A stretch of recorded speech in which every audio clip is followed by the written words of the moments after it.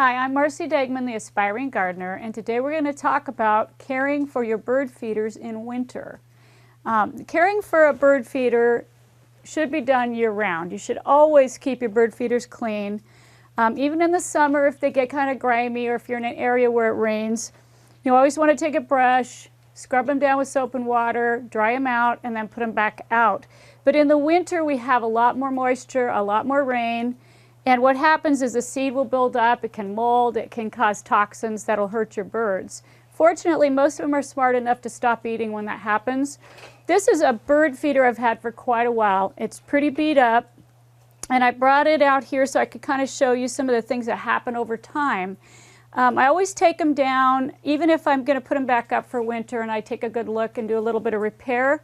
This one has been damaged by squirrels. As you can see right here, there's a lot of gnaw marks. So even though I normally would just oil this up, tighten it, maybe put a little glue on it, this one is damaged to the point where the seed falls out. So this one may not go back out. But what I've done is I've tried to figure out ways I could avoid squirrel problems because I have a lot of them and I always will.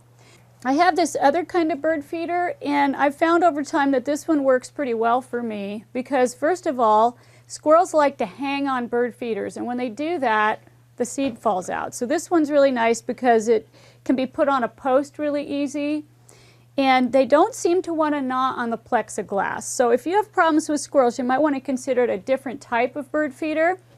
But in the meantime, you can take down the ones that you have, and one of the things you can do, it's not necessary, but if you kind of want to bring them back to looking good, you can use olive oil, canola oil, whatever's in your kitchen. You can kind of rub it into that, bring back some of the wood luster. And then just put it in by the heater or by the stove and let it dry before it goes back out. And that's just cosmetic. You never want to use paint or anything that can be toxic to the birds.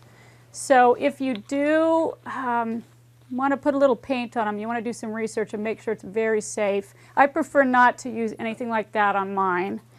Another thing you can do, if you have problems where they're a little bit loose, like this one starting to come apart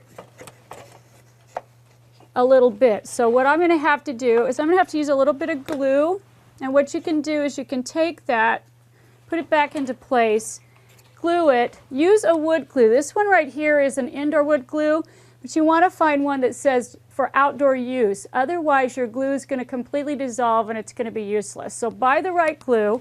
You can always glue wood. And if you need to, you can use this trusty landscape wire. And you can kind of just wire that together, let it dry. So most repairs, I should say, are pretty easy other than things like this. And you could always probably replace that with a piece of wood, but I'm not sure if I'm going to.